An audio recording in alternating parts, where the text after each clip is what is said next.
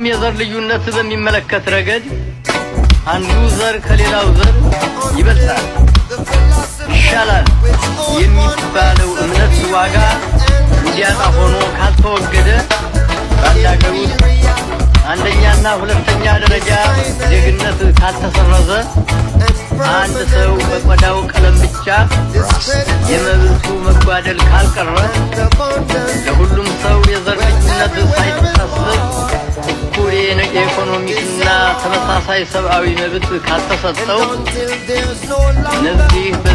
ከዚህ በላይ የተዘረዘሩት ሁሉ እስከተፈጸመበት ድረስ ሁላችንም የምንደክምለትና የምንመኘው የዓለም በሕግና በደንብ መተዳደር ሊደረስበት የማይቻልና እንደዚሁም በዓለም ላይ ሰላም ጸንቶ እንዲኖር የምናደርገው ሙከራ ሁሉ ባዶ ምኞትና መና ሆኖ የሚቀር ግብ እንዳይሆን የሚያሰጋ መሆኑ አስተምሮናል።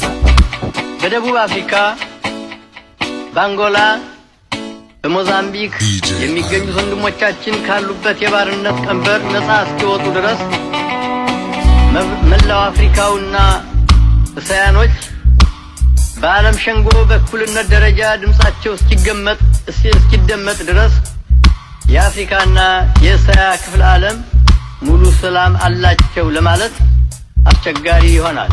ሁሉም ሰው የዘር ልዩነት ሳይታሰብ እኛ አፍሪካውያን ትግላችንን አናቋርጥም።